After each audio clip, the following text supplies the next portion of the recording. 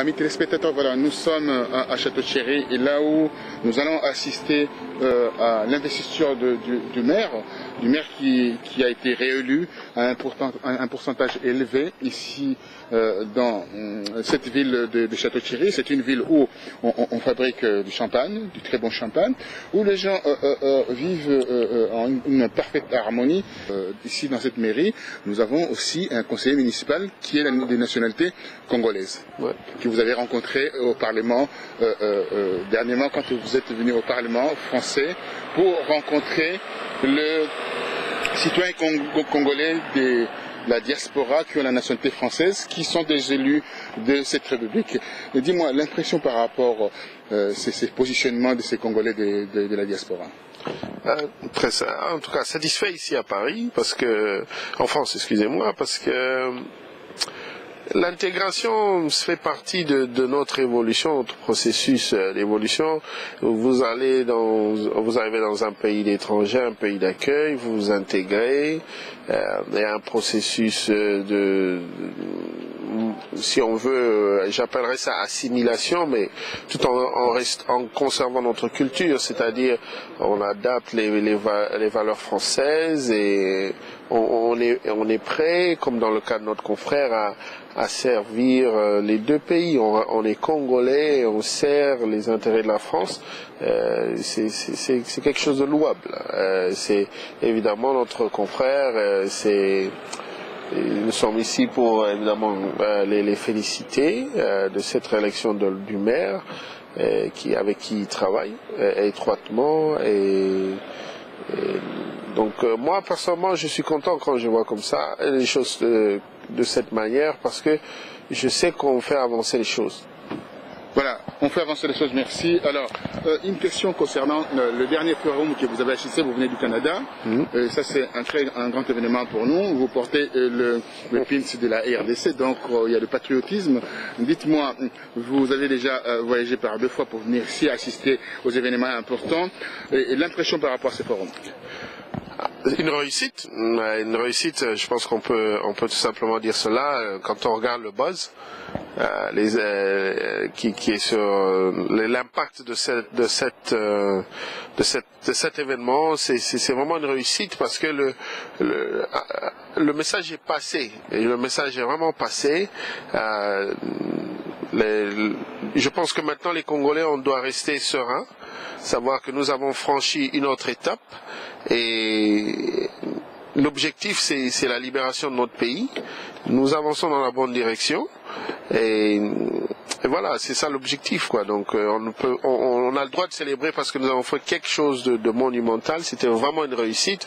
La preuve, vous les organisateurs, vous et Monsieur Freddy Moulongo sont inondés d'appels de félicitations de part et d'autre, de partout au monde. Donc on a tous fait notre part et on est très content parce que c'est la victoire du Congo. Le collectif congolais est actif et c'est une très bonne chose. Merci. Et puis je tenais à rendre hommage à ceux qui ont participé à cet événement ô combien important, première de son édition. Je pense que le Congo, à travers ce que j'ai pu voir le 27 mars 2014 au Press Club de Paris, à l'hôtel Pullman, l'engouement avec un turnover important. Les gens sont restés de 13h30 jusqu'à 20h15, à peu près 20h30. De 13h30 à 20h30, mais tout en étant toujours là dans la salle, avec un turnover de 120 personnes. 120 personnes qui ont assisté assis, en écoutant religieusement les intervenants, les 19 intervenants. Et comment pensez-vous de ces intervenants, de qualité, commençant par les officiels, les gens du RSF et les Congolais qui ont parlé? Tout le monde a très bien intervenu. Moi, personnellement, il y a 3 intervenants qui m'ont beaucoup interpellé. 2 sont des spécialistes, donc pour qui je partage une affection vraiment très personnelle parce que chaque fois que je les écoute, il y a toujours un plus pour moi. Et c'est vraiment des bibliothèques. Moi d'ailleurs je les encouragerais, je leur demandais d'écrire. d'écrire, vraiment de publier des bouquins, parce que cette connaissance, elle est très riche et ça va nous servir de point de référence. Donc je cite Paul Sapou, du FIDH, très chevronné dans son domaine. Paul Sapou, oui. Oui, et Anissé Maubé, notre anthropologue, oh là là, c'est quelqu'un de... Son analyse était extrêmement permanente. J'inviterais tout le monde à vraiment le suivre méticuleusement, parce que il fait une métaphore extrêmement complexe mais simple en même temps. Voilà. Donc, et moi je pense que son message c'est le plus important. Et pour terminer, le pasteur Kabongo, je pense que ça. Philippe Kabongo, qui est le professeur de l'Institut supérieur. Voilà. Protestante. Oui. Protestant, pardon. Son intervention était aussi très profonde. Donc, tout à l'heure on discutait et je dis voilà, le Congo est tellement riche, il a tellement de richesses humaines, le capital humain est incommensurable. Donc, il faut vraiment honorer ces gens-là, parce que ce sont des points de repère extrêmement importants pour nous tous en fait même. Ben voilà, merci de cette première impression. Nous sommes ici à Château-Thierry, à 1 heure de route de Paris, donc dans une province où on fabrique du champagne, comme je disais. Nous attendons pour rencontrer le maire, afin de faire une interview avec lui et d'assister à son investiture. Merci à vous. Merci encore. Merci encore à la ville. C'est la ville de quelle? La ville de Château-Thierry. La ville de Château-Thierry de nous avoir conviés. C'est vraiment, je suis très honoré. Je découvre vraiment la France et toute sa richesse. Merci encore. Merci à vous. Jacques Krabal. Avec Cyril ou sans? Jacques Krabal. Jacques Krabal. On la passera après les filles à voir. Merci. Donc nous allons reprendre le cours de nos travaux. Il nous faut fixer maintenant le nombre des adjoints. En application des articles L 2122-1 à L 2122-2-1 du Code général des collectivités territoriales, la commune peut disposer au maximum de 9 adjoints, elle doit disposer au minimum d'1 adjoint. Je vous propose de fixer le nombre à 9 adjoints. Qui vote contre? Qui s'abstient? Pardon? 2 abstentions. 2 abstentions. Merci.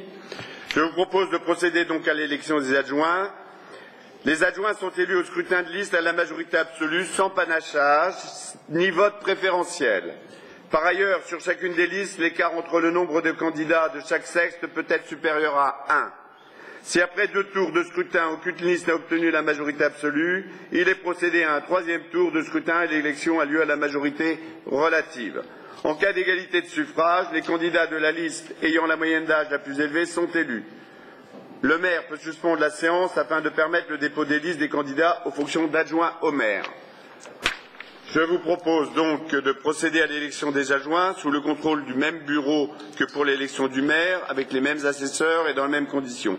Vous avez dans vos pochettes la liste qui vous est proposée par la majorité, à savoir Bruno Beauvois, Dominique Douai, Mohamed Rezouki, Sandrine Clairbois, Jean-Pierre Duclou, Sylvie Lefebvre, Éric Bozzani, Françoise Maujean, Sébastien Eugène. Y a-t-il une autre liste? S'il n'y a pas d'autre liste, nous allons donc procéder à l'élection à bulletin secret. Donc je vous invite, Monsieur Driot, à procéder au recollement des votes. Madame Oslem Hopken, Monsieur Félix Bocassia, Madame Florence Lambert. Qui passe par le sérieux dont on doit faire preuve. La constance dans les idées et les convictions politiques est une marque de ce sérieux. La considération des personnes en est une autre, surtout lorsqu'il s'agit de constituer des listes avec lesquelles on vient se présenter au suffrage des électeurs. Il en va de même dans le programme qu'on leur soumet. Pas un programme déjà réalisé, Celui-ci doit être honnête et sincère. Quand on manque à tout cela, on ne doit pas s'étonner de sa défaite. En effet, pour ma part, j'analyse l'abstention, trop nombreuse ici à Château-Thierry, 47%, et en France, non pas comme une indifférence pour la politique, mais surtout comme un désintérêt pour les acteurs de la politique nationale. Gerbe au monument des déportés, et puis bien sûr une dépôt de gerbe sur les tombes des anciens maires de Château-Thierry au cimetière de Rue de Fer. Merci à vous. Si vous voulez nous accompagner, il n'y a pas de problème. Et le prochain conseil municipal a lieu lundi combien? Lundi 7. Lundi 7 pour la mise en œuvre du nouveau conseil municipal. Avant, j'oublie un engagement que j'avais pris. Je regrette que M. Vercottren ne soit pas présent. Je voudrais faire venir à moi Philippe Pintelon, Jean-Marie Fontaine et Jean-Pierre Benz, qui n'ont pas été candidats. Non.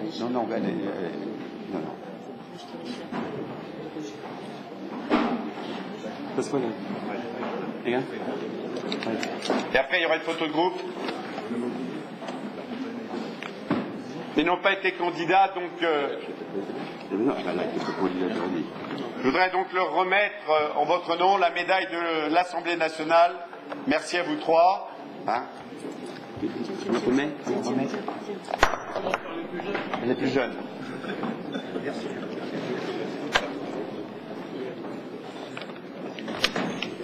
Elle a été candidate à Paris, elle a été battue, c'est quoi le détail s'appelle.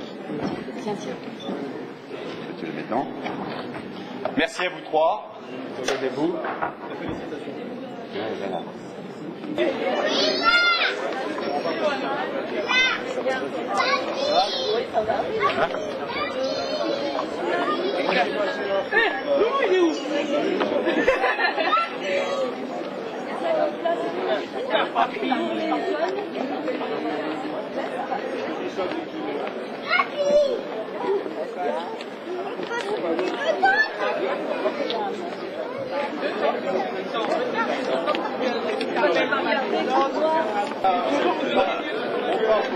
Voilà.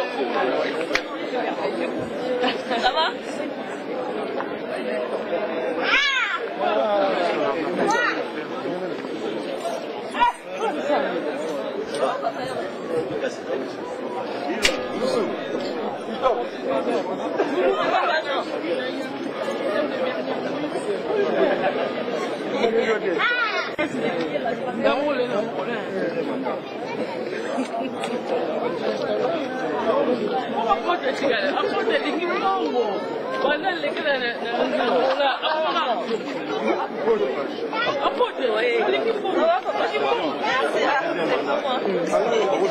C'est pas moi.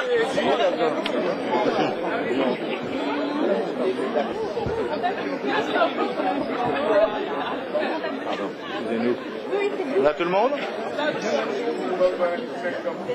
Vous avez tout le monde? Attendez. Bon, Monsieur Boukassia, bonjour. Voilà, nous venons d'assister à l'élection du maire et aussi son équipe. Quelle impression avez-vous par rapport à cette élection? Là, il y a beaucoup d'abstention. Et aussi au niveau de ces votes ici, il y a eu un vote blanc et puis deux votes nuls. Oui, dans un premier temps, je tiens à vous remercier, Roger Bongos, parce que depuis un certain temps, tu n'as pas cessé de nous accompagner dans cette démarche. Par rapport à votre question, je répondrai simplement que franchement, c'est une nette progression, cette élection. Les électeurs se sont exprimés. Oui. Donc, pour dire qu'ils ont renouvelé leur confiance vis-à-vis de nous. Et ça, il faut comprendre par là les projets, les actions que nous avons menées durant ces mandats 2008 jusqu'à 2014. Donc, c'est une élection qui s'est exprimée par rapport à la confiance. Et voilà, merci. Par rapport à la confiance, là, je terminerai. Donc, on a cité votre nom. Vous avez voté. Vous avez un sentiment d'être un bon Français, un bon républicain, un bon Congolais. va? Oui, écoutez, justement, tous ces sentiments, ça passe par l'intégration. Mais je vous rappelle que ça fait 28 ans que je vis en France, donc ce n'est pas peu de choses. Donc c'est là, ça s'est manifesté par, c'est déjà l'amour que j'ai vis-à-vis de mon pays d'adoption. Et c'est aussi, il faut reconnaître que la France m'a accueilli, et ça c'est très important. Et cela passe par l'intégration. Donc je me suis très bien intégré durant ces 28 ans. Donc c'est pas au hasard que je fasse partie de cette équipe. Merci infiniment, je vous laisse accompagner les maires. Hein. Merci. Cheese, souriez un peu, hein. Cheese.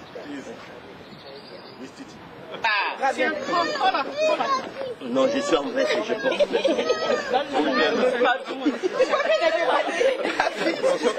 Ne peut pas être grand-père. Va chez mamie. Mesdames, Mesdemoiselles, Messieurs, voilà, nous venons de terminer la consécration du maire de Château-Thierry. Ici, nous sommes le 29 mars 2014, et là, le maire a été réélu avec un score important, et il y a eu quand même un nombre important d'abstention, 40% d'abstention. Alors, on le sait, qu'est-ce qui se passe en France, comme le maire lui-même a pu dire, et quand on promet, on doit réaliser ses promesses. On avait promis que les étrangers devaient voter. Les étrangers qui ont une carte de séjour de 10 ans devaient voter. Alors on a fait passer la loi qui n'était pas vraiment la loi qui devait être essentielle, c'est la loi du mariage pour tous. Voilà, tout en laissant de côté ce que les Africains ont pu amener au Parti socialiste. Et là, la sanction est tombée.